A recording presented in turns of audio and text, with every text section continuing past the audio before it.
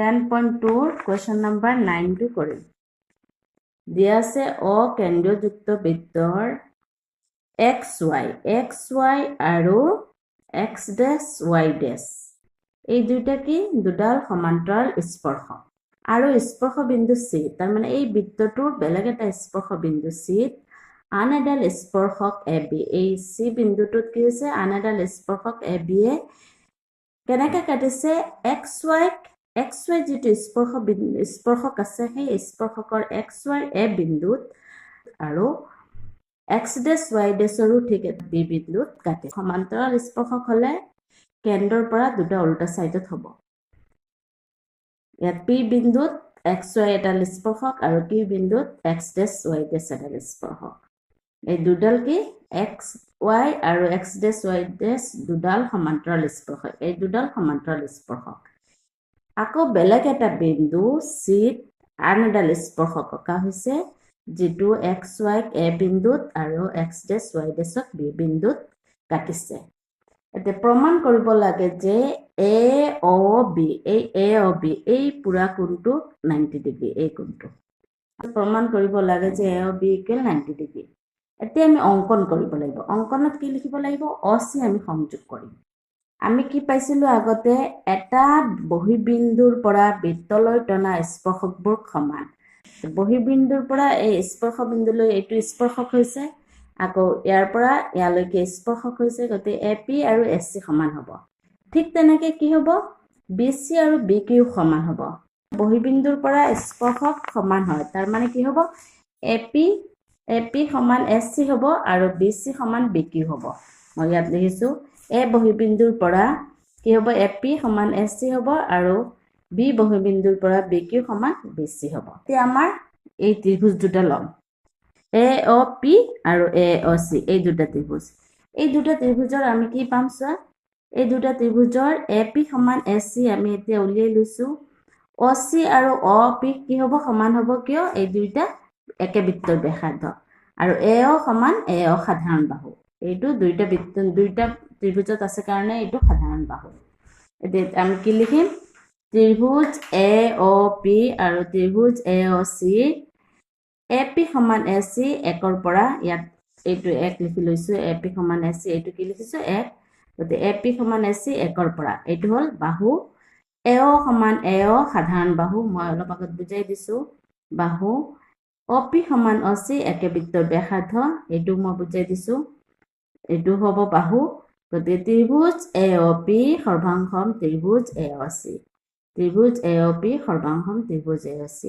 কি শৰ্তমতে হ'ব বা শৰ্তমতে এতিয়া ত্ৰিভুজ দুটা সমাসম হলে কি হয় ইয়াৰ বাকি কোণ আৰু বাহু সমান হয় এইটো আমি জানো গতে এই দুটা ত্ৰিভুজ যদি আমাৰ সৰ্বাংশম হয় গতে এই কোণটো আৰু এই কোণটো কি হ'ব আমাৰ সমান হ'ব এই দুইটা কোণৰ নাম কি হ'ব এই কোণটোৰ নাম হ'ব AOP আৰু এই কোণটোৰ নাম হ'ব AOC গতে কি হ'ব AOP সমান AOC সৰ্বাংশমৰ শৰ্তমতে সৰ্বাংশম হলে ইয়াত লিখিব এনেকৈ পাৰিবা দুটা ত্ৰিভুজ সৰ্বাংশম হলে ইয়াৰ বাকি কোণ আৰু বাহু সমান হয় তেনেকৈ লিখিলেও হ'ব বা সৰ্বাংশমৰ শৰ্তমতে লিখিলেও হয় ঠিক সেইদৰে আমি দেখুৱাব পাৰিম কি সেই একেদৰে আমি দেখুৱাব পাৰিম BOC এই ত্ৰিভুজটো আৰু BOQ এই ত্ৰিভুজটো এই দুইটাও কি হ'ব আমাৰ BC আৰু BQ এই দুইটা সমান আগত মই বুজাই দিছিলো ইয়াত লিখি দিছিলো বহিবিন্দুৰ পৰা A বহিবিন্দুৰ পৰা AP আৰু SC সমান আৰু B বহিবিন্দুৰ পৰা BQ বা QB লিখিলে হ'ল BQ লিখি বা ইয়াত BQ লিখি দিও BQ আৰু BC সমান B বহিবিন্দুৰ পৰা কি BQ আৰু BC সমান এইটো আৰু এইটো সমান আৰু OQ আৰু OC একে বৃত্তৰ ব্যাসাৰ্ধ আৰু OB হল সাধাৰণ বাহু এই দুইটাও ত্ৰিভুজ সেই একেদৰে আমি সমান উলিয়াব পাৰিম তে হেতু আৰু এটা উলিওৱাৰ পিছত একেই যদি হয় হেতু লিখিব নালাগে হেতু সেইদৰে দেখুৱাব পাৰো যে ত্ৰিভুজ BOQ সৰ্বাংশম ত্ৰিভুজ BOC এনেকৈ লিখি দিলে হয় BOQ আৰু BOC সমান হলে কি হ'ব ইয়াৰ পৰা আমি কি পাম BOC আৰু BOQ সমান হলে এই কোণটো আৰু এই কোণটো সমান পাম। এই কোণ দুটাৰ নাম কি? BOC আৰু BOQ। এই দুইটা কোণ কি হ'ব? আমাৰ সমান হ'ব। লিখিছো BOQ সমান BOC। POQ এই পুৰা কোণটো কি? এটা সৰল কোণ।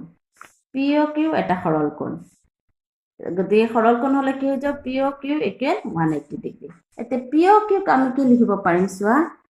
AOP এইটো ইয়াত মই লগাই দিছিলো AOC এইটো, COB এইটো, BOQ এইটো। এই চাৰিটা কি হ'ব?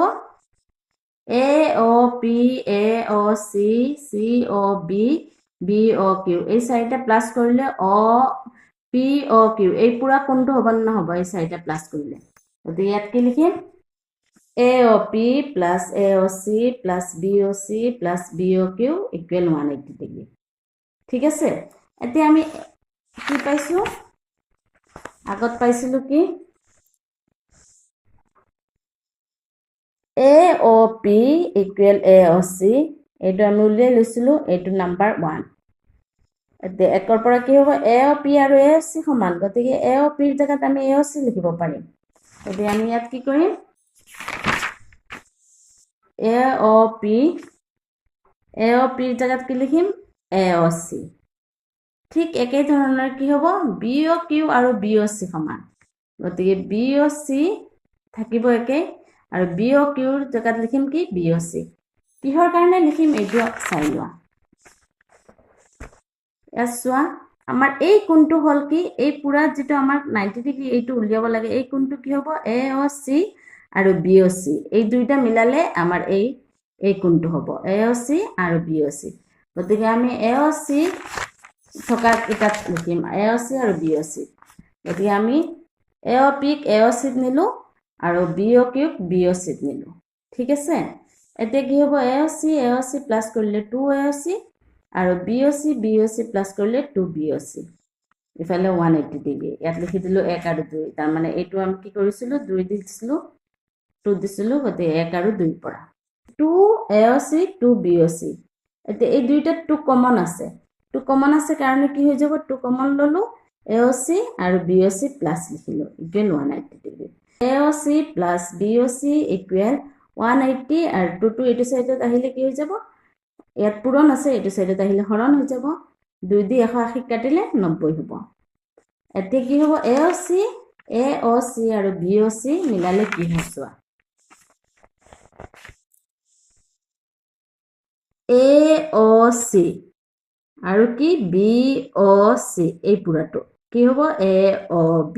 AOC এইটো কোণ আৰু BOC হ'ল এইটো কোণ। এই দুইটা মিলালে এই পুৰা কোণটো হ'ব নে নহ'ব? এই পুৰা কোণটোৰ নাম কি হ'ব? AOB। গতিকে আমি কি লিখিব পাৰিম? পুৰা কোণটোৰ নাম হ'ল AOB। এইটো কি লিখিব পাৰিম? এই দুইটাৰ জায়গাত আমি লিখিব পাৰিম AOB = 90 ডিগ্ৰী। এই চিত্ৰৰ পৰাই গোটেইখিনি হয়। তোমালোকে চিত্ৰটো ভালকে বুজি ল'লে তোমালোকে কৰিব পাৰিবা। Thank U.